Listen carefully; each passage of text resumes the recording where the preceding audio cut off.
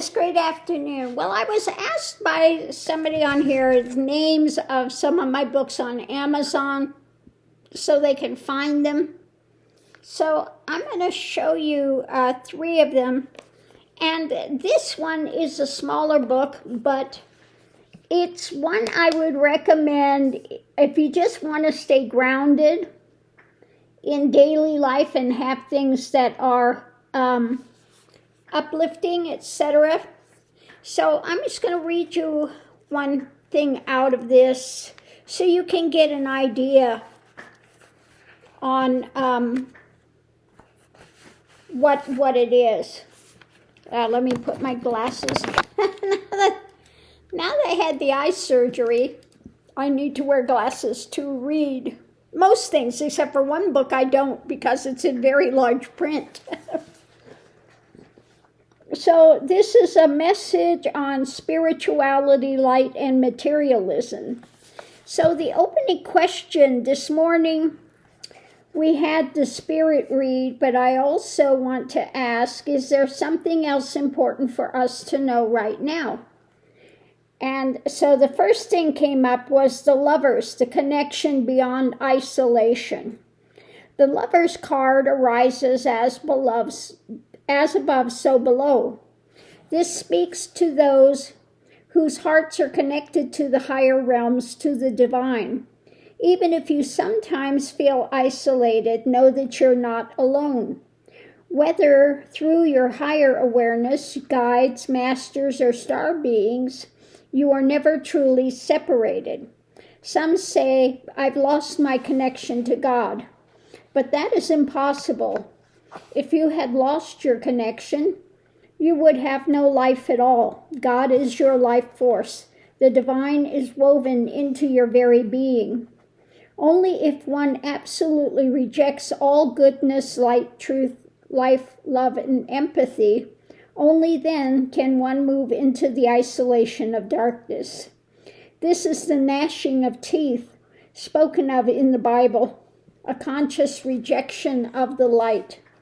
But if you have not consciously rejected the light, you cannot be separated from God or from higher beings. Gathering, what do you treasure? This message asks us, what are you gathering and collecting? Are you laying up treasures in heaven, as the Bible says? Or are you clinging to material things here on earth? Are you seeking truth or chasing the illusions of materialism? The energy of truth and freedom. The energy entering now is about truth, charging forward into it. Symbolized by the bald eagle, we are reminded of America's founding principles, liberation, freedom, and the gathering of humanity into one. So the question becomes, how do you view government? How do you view religion? Are you walking in the light of spiritual truth or bound by religiosity and dogma? The challenge, leaving dogma behind. The challenge is to walk into the light and distance yourself from dogmatic, so-called evangelical movements that attempt to mask the Antichrist as Christianity. The outcome of this journey is coming together, uniting as a collective in spiritual agreement. What are you holding close? At the foundation lies the question, what are you holding close to your chest? Are you valuing Earth, Gaia, and transformation? Do you seek a healthy planet and healthy beingness? Or are you treasuring things that fade? The illusion of wealth.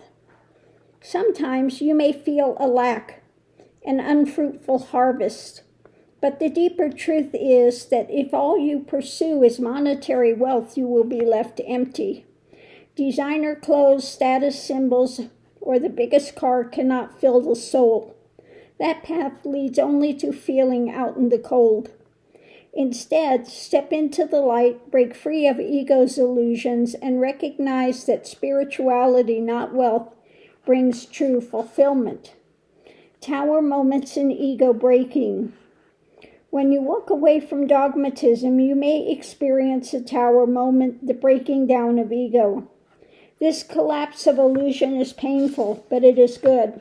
Ego creates soap operas and false storylines to keep us trapped. When ego dissolves, truth emerges. Coming together in spirit. The ultimate outcome is unity. Taking the lid off, seeing clearly, and entering into alignment with others. This requires weighing what you value, standing firm in truth, and being willing to face struggles without being defeated. A personal reflection. I'll leave you with a story. Years ago, when I lived in Fort Lauderdale, I visited an event near Mar-a-Lago. It should say, it says Magonium. I should say Mar-a-Lago. It was filled with wealthy elites. People wearing masks of ego, competing to show who had the biggest boat, car, or house. They were the most plastic, unreal people I had ever encountered. Not genuine, nor heartfelt, just ego jostling with ego. I could not wait to leave. It was suffocating, all about wealth, all about appearances, and completely devoid of spirit. Closing. So remember, gather treasures as spirit, not materialism. Walk into the light, not into dogma. Stand in truth, even in difficulty. Break free of ego and step into unity with others. That is the true path forward. So that's one of the offerings in this book. So the table of contents is stand up and be recognized as spirit pointing message, spirit reading reflection, trust, change, and clarity in the eye of the storm, a message of Christ, tarot in the spiritual journey, accept and offer help, spirit read walking the path of surrender, walking in light, introduction to the mystic journey, shattering ignorance of critics, the practice of centering, unburden yourself, giving back, white light protection, connecting with Christ, confronting dark energies, reflections on spirituality and Christianity, blessed Easter, an Easter message of love, justice, and kingdom within, Christian perspective, simple practices for peaceful living, a summary, a parting message, and the glossary. So that is whispering egos, echoes, egos. I'm reading egos and I'm still saying egos. Whispering echoes from eternity. Okay? So I'm going to say this is a much smaller book than the other ones, but it's good for basic grounding type of things that you can read over and over again on your journey. If you just want something to keep stabilized in the middle of everything, that's a good one to have or to start with. Okay. Then we have Song of the Butterfly, Finding the Freedom Within. Okay. And this one has just on many, many, many different subjects about Guru, Diksha, God, reality, non-duality, bhakti, karma, ego, mind, fears, desires, all of this stuff. So death, birth, suicide, miscellaneous things, meditation, mantra, astral realms, religion, beliefs, samadhis, etc., etc. Okay, so it's got little quips on all sorts of different subjects. And then this one, Obscurity to Clarity, The Journey of Consciousness, is a bigger book. So this is more expensive, but it is written, let me show you here. It's written in much larger text, so quite easy to read. I can even read it without having to have the glasses on, okay? Although it is easier with glasses.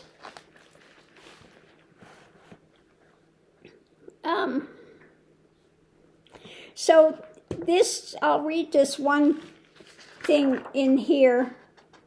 Now this is again, talks about being a teacher, gurus, the world, human nature and error, enlighten, ego, surrender, self-inquiry, understanding experiences and the path beyond mind.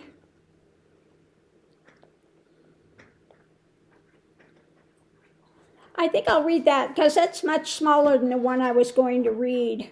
On transcendence, self-inquiry, the nature of Kundalini experience, Kali and the ego. Okay. Finally, the self appears. That's a writing. So, on vastness and impersonal, on Sri Ramana and self-inquiry, on knowledge versus knowing, grounding diet, practical stabilization, empathy, sensitivity, voices, subtle perception. So, I mean, it's just got a lot, a part on fears and self-inquiry, mind. Okay.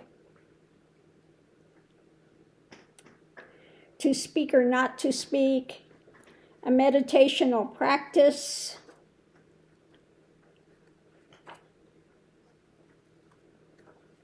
So, yeah.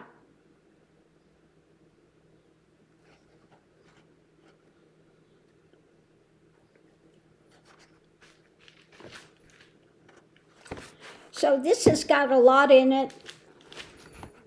Deeper things, you know. So I'll just read this one little part. Understanding experiences in the path beyond mind. Any of these experiences are within the realm of duality and subtle energy experience. This is all controlled by mind and energy movements.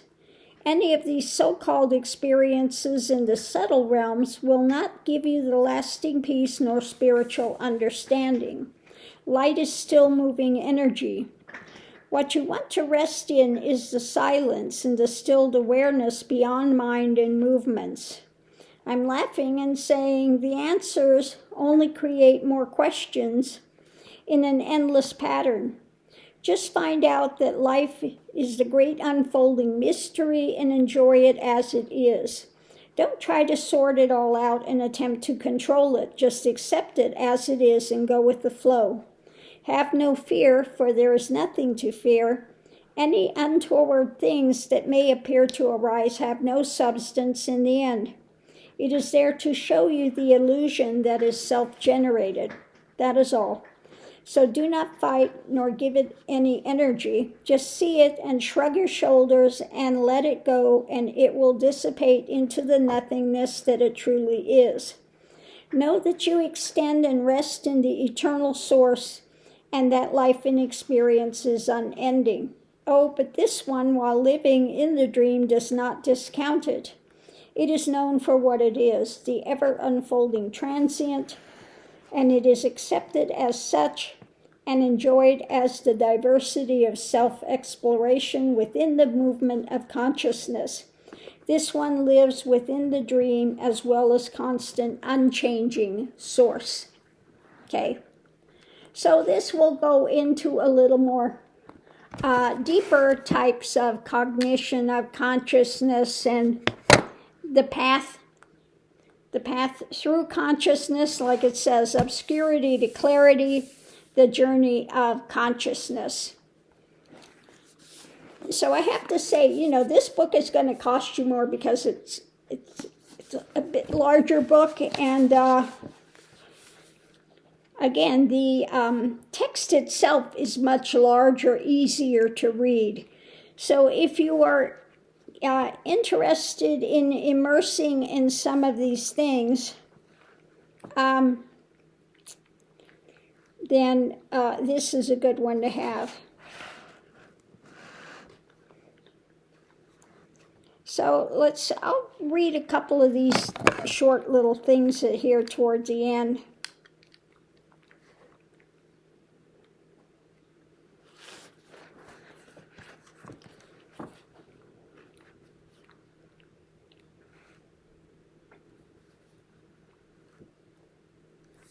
The play of mind. Mind is the dream maker. It projects worlds and calls them real. It clings to its creations and suffers their passing. To awaken is not to destroy the mind, but to see it for what it is, a play, a movement within consciousness. When you're no longer trapped in the story continues, but it no longer binds. Thoughts arise, but they're like clouds across the open sky. The sky remains untouched. You are that sky.